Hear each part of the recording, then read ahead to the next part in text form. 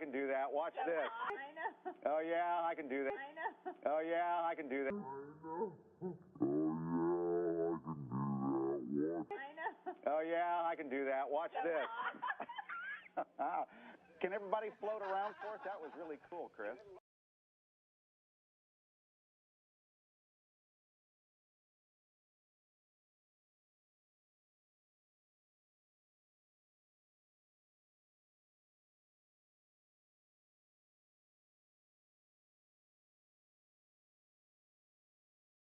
今天经过捕获。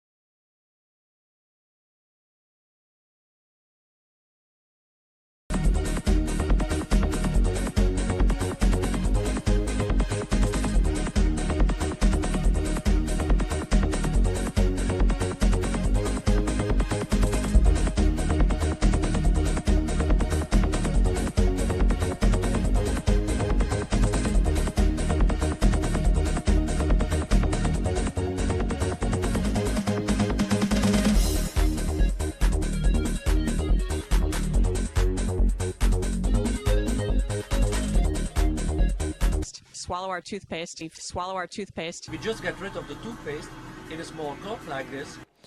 In this scene, Chris Hadfield bends down in order to adjust something, and you can see on the back of his shirt a couple of upticks on either side where you would expect wires to come in on either side of that harness in order to support it. Of course, they've computer graphicked out the supporting wires. You can't actually see them.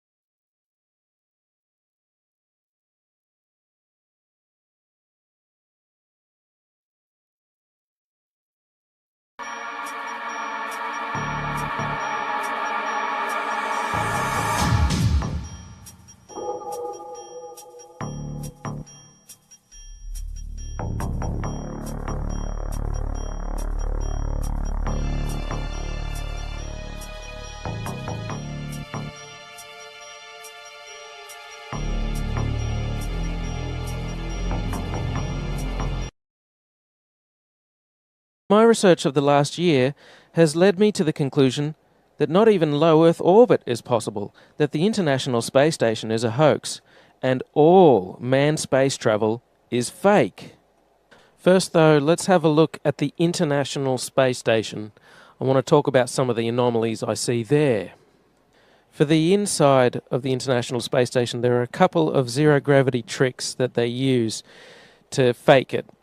The first is they have a complete mock-up of the International Space Station built on the inside of an airplane. And that airplane does a bunch of rises and falls. It does a parabolic, upside-down parabolic trajectory, and that simulates zero gravity. The other main way they simulate the zero gravity is with suspension in front of a blue screen. And they use that trick for extended periods of time, for longer than 45-second segments. But they can't move around as much. They can't do the acrobatic flips and rolls in the extended mode. So there's full motion mode where they can fully move around, and that's faked in a plane. And then there's suspended or extended mode where they're suspended by wires in front of a blue screen. They don't move around as much, but they can make the scene last for a longer period of time. The extended mode is much quieter than the full motion mode. In full motion mode, you can actually hear the sound of the jet engines, the engines of the airplane. In every single scene of full motion mode, in every segment of the International Space Station, you can hear this loud sound, the sound of the jet engines. You could argue that it's the air conditioning system. Not even an office air conditioner is that loud. And why is there a loud sound in every segment of the International Space Station? That's because no matter how soundproof you make it, you can't filter out all of the sound of the jet engines. An airplane is just too noisy. If you have a look at this scene here, you can see that when the microphone's in the middle, pointing towards the guy in the middle, you can't hear the sound of jet engines as much, but when the microphone goes to the guy on the side, you can hear the sound of jet engines a bit more. So you can't truly soundproof the inside of the airplane where they fake full motion mode. You can see in this scene from the recent National Geographic documentary Live from Space, Koichi Wakata is looking at the window there. This is full motion mode, and you can tell because of the sound of jet engines.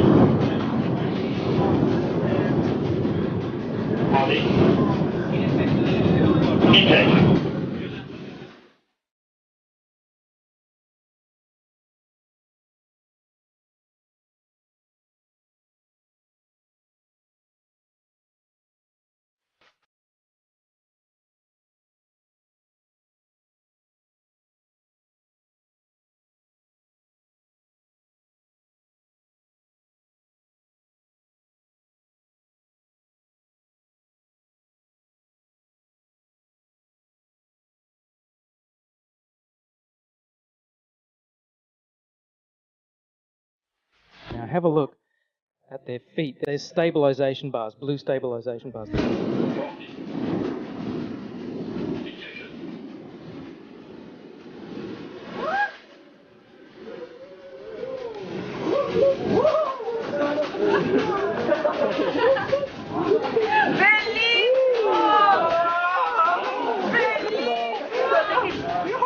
To balance the rotation. As he moves away from there, he moves forward. And once again, he hangs on to the bar on the side with his left hand to stabilize himself.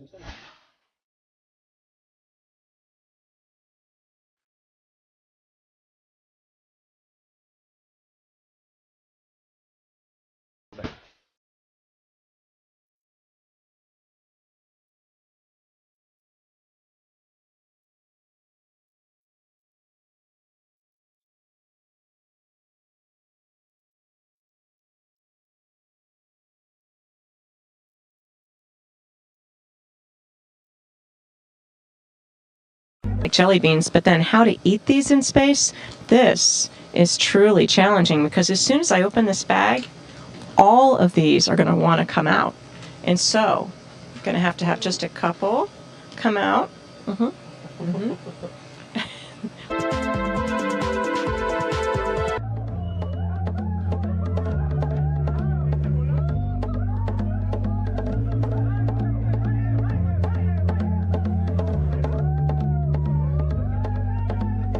video that caught my attention, and you will see the same things that I saw. Let's watch. We have to introduce the concept of free fall. So let's use this model of the Earth. And let's enlist the help of a friend, Patsy. You might know her.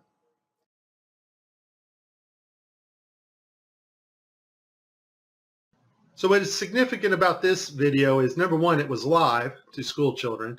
Number two, we have this stuffed animal that is transitioning in on another video channel.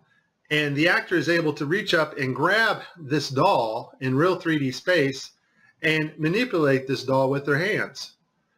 And so the only way you're going to pull that off is with one technology. And that technology is virtual reality. Next segment, I'm going to show you how NASA grabs objects in 3D space, rotates them around, manipulates them. They can do this with water, with cloth, anything. And the cool thing about it is we can take what they're doing, what they're seeing with their contact virtual reality augmented lenses, and put that on a separate video layer live. So in this clip, they're talking live feed, and we have a astronaut go by us in the background, obviously trying to give it a more realistic, spacey, station busy effect. The only problem is the camera that was supposed to mask this harness out, or the video feed, is not working. And so we see the guy come flying along in a harness on his wires. Pretty amazing. But that's not all that goes wrong here.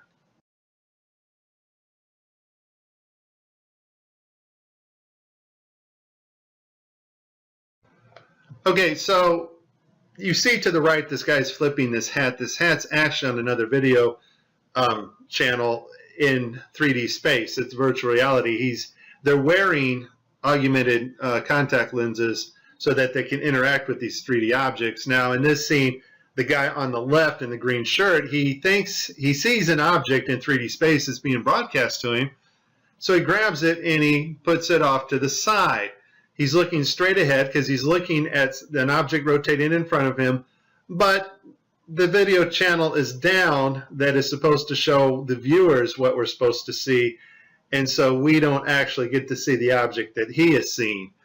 And I would just sum this up as a very terrible, bad, horrible day for NASA doing live feeds. Specifically, how HoloLens can turn every room of your house into a personalized video game level. But today, we want to take mixed reality one step further. So we've got something new to show you. Holograms you can hold.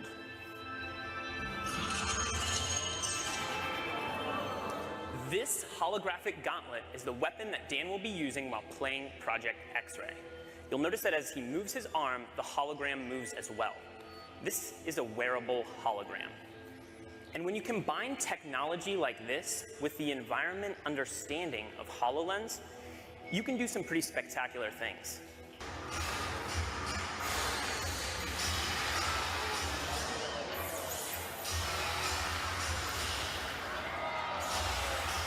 And can even use his shield to defend himself.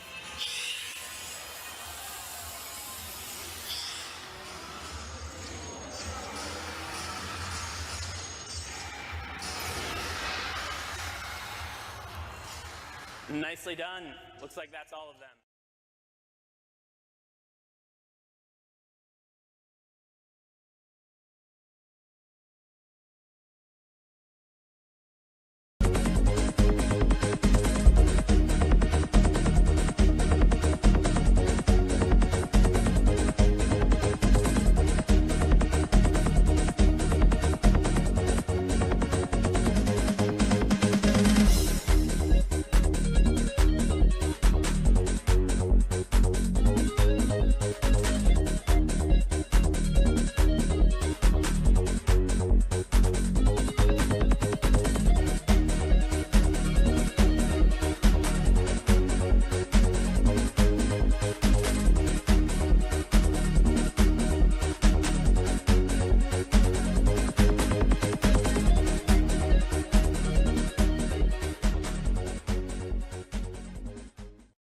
whole arm setup and the virtual reality glove that covers all the way down the arm and hand.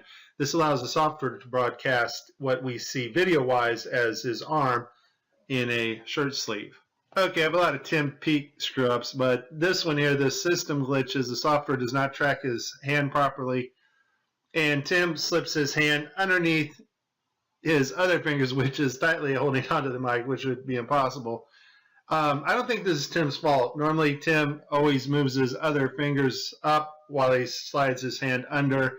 I just think the system didn't respond to his movements here.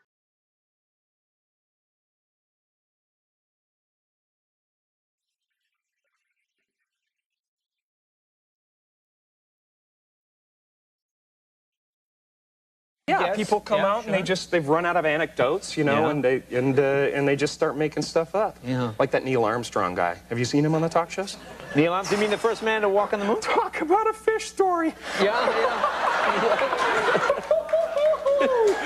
Man, and they're buying it. Oh, yeah.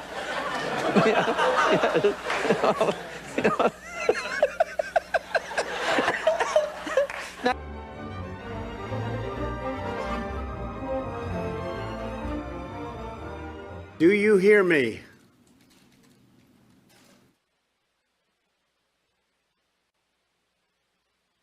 Yes, sir. We have you loud and clear.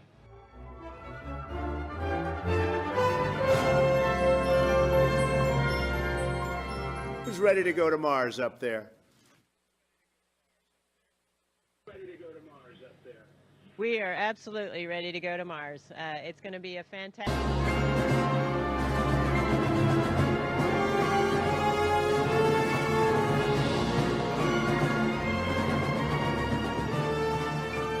Amazing. What an amazing cheat.